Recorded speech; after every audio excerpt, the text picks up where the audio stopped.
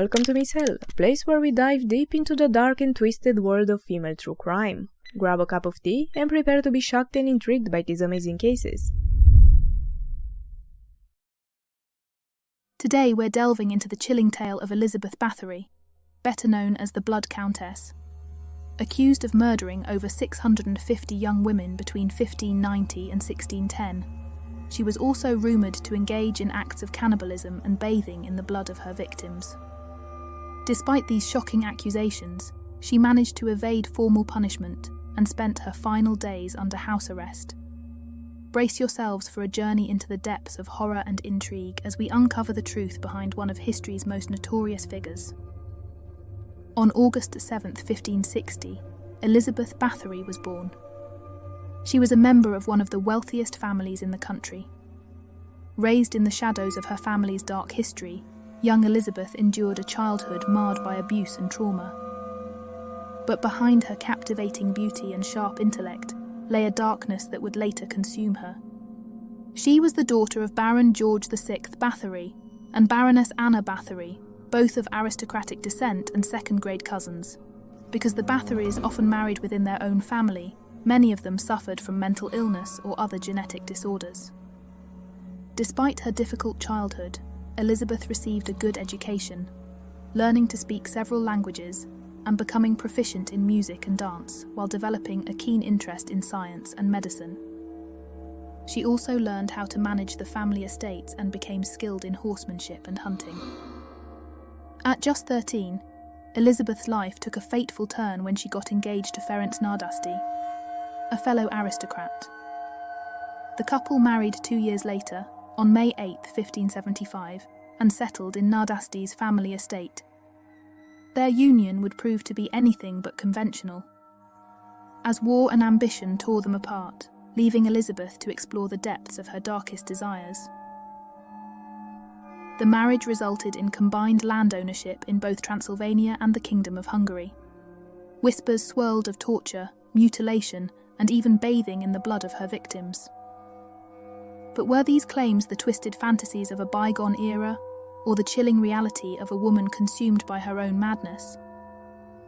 Rumour has it that when Ferenc was at home, he participated with Elizabeth in her practices of torture that ranged with the vastness of her imagination, piercing the lips and nipples of her servants with pins and needles, inserting nails underneath fingernails, stabbing with scissors, dousing victims in water to freeze in the snow, and so on. Elizabeth remained childless until 1585, when she gave birth to Anna at the age of 25, and within the next 13 years, she also gave birth to Orsolia, Catelyn, and Paul. Her letters appear to be the correspondence of a loving wife and devoted mother. Her husband died on 4th January 1604 at the age of 48. Although the exact nature of the illness which led to his death is unknown, it seems to have started in 1601 and initially caused debilitating pain in his legs. From that time, he never fully recovered, and in 1603 became permanently disabled. He had been married to Bathory for 29 years. Before dying, he entrusted his heirs and widow's well-being to Gheorghe Thurzo, who would eventually lead the investigation into Bathory's crimes. The death of Elizabeth's husband has a relevant role because it marks the spreading of rumoured atrocities throughout the kingdom. She had quickly taken over all of the estates and continued to run them smoothly. The only aspect of her day-to-day life that seemed to have changed was the rapid increase in the number of young girls she and her servant accomplices tortured, mutilated, and murdered. The first account of Elizabeth Bathory's killing spree appeared more than a century after she died, in the book Tragica Historia by Laszlo Turozzi. According to Turozzi, Elizabeth would kidnap young peasant women from the nearby town, or lure them to the castle with the promise of well-paid work, and would torture them to death through severe beatings, burning, mutilation, biting, freezing, or starving. She was then said to have ordered her slaves to gather their blood in buckets and fill a bath so that she could bathe in the blood of virgins to retain her youth. Since this first publication, rumours and stories spread quickly throughout the country and abroad. As accusations mounted and witnesses came forward, Elizabeth's fate hung in the balance. Elizabeth was described with vampire-like tendencies and was said to have bitten her victims and drunk their blood. Molten wax, knives, branding irons, rods and rope were used in the most gruesome fashion. Paper doused in oil was ignited between the toes and thighs of young ladies. At least one victim was smeared with honey, tied to a tree, and abandoned to the mercy of forest insects and other interested scavengers. Several were forced to eat their own flesh and those of other victims. During one beating, Elizabeth was spattered by the blood of her victim. While wiping off the blood, she noted that her skin appeared more smooth and more youthful. The belief that blood could renew her youth and beauty became an obsession that led her to even more heinous crimes. For that, new devices of torture were created. For example, an iron cage with spikes fixed inward was hung from a ceiling. Elizabeth and her friends would poke and burn a young woman trapped inside who would struggle in torment. The spikes inside the cage caused severe lacerations and consequent bleeding. Positioned underneath, Elizabeth drank and washed in the blood as it rained down. The stories of her crimes are accounted for by the testimony of more than 300 witnesses and survivors. But amidst the chaos of her trial, one question remained. Was she truly guilty, or the victim of a political conspiracy aimed at seizing her wealth and power? There are many conflicting accounts regarding the number of women Elizabeth Bathory is said to have murdered. However, according to another popular story, one witness reported that Bathory had a book where she kept a list of over 650 victims. The location of this supposed diary is, however, unknown. Let's reevaluate a little and see how Elizabeth managed to find herself in such a situation. Although it is commonly believed that Bathory was caught in the act of torture, there is no evidence of such thing. Initially, Thurzo made the declaration to Bathory's guests and villagers that he had caught her red-handed. However, she was arrested and detained before the discovery or presentation of the victims. It seems most likely that the claim of Thurzo's discovering Bathory covered in blood has been the embellishment of fictionalized accounts. Most witnesses testified that they had heard the accusations from others, but did not see it themselves. The servants confessed under torture, which is not credible in contemporary proceedings. They were the king's witnesses, but they were executed. Elizabeth Bathory was sentenced to life imprisonment in December 1610. She was walled up in her castle's solitary confinement chamber, with only small slits left open for ventilation and the passing of food. On the evening of 20th August 1614, Bathory complained to her bodyguard that her hands were cold, whereupon he replied, "It's nothing, mistress. Just go lie down." She went to sleep and was found dead the following morning. Elizabeth Bathory died on August 21st, 1614. The official cause of her death was heart failure, but there are various theories about how she died, including suicide or murder. Some reports suggest that she may have contracted an illness while in prison, while others believe that she was poisoned. However, due to the lack of evidence, the true cause of her death remains a mystery.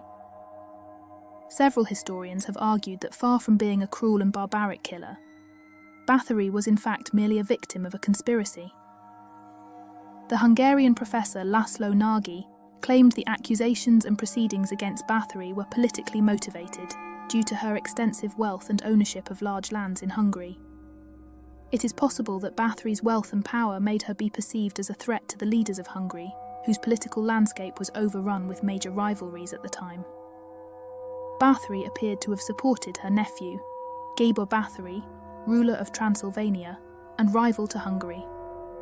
It was not uncommon to accuse a wealthy widow of murder, witchcraft, or sexual misconduct to seize her lands. Elizabeth's childhood was marked by tragedy and abuse. Her mother Anna died when Elizabeth was just 10 years old, leaving her to be raised by her father and stepmother, Ursula. Her father was an abusive alcoholic, and she reportedly witnessed him beating her mother and servants. Elizabeth's upbringing was also impacted by her family's history of mental illness and hereditary epilepsy. In case you wonder how was epilepsy treated in the 16th century, so did I. What I found out is quite bizarre to say, at least. At the time, symptoms relating to epilepsy were diagnosed as falling sickness.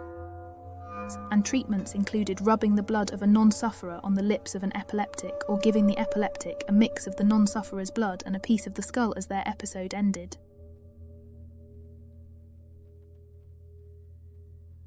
Elizabeth may have also suffered from a condition known as porphyria, which causes sensitivity to sunlight and hallucinations. These experiences and possible medical conditions may have led to mental instability and a fascination with blood.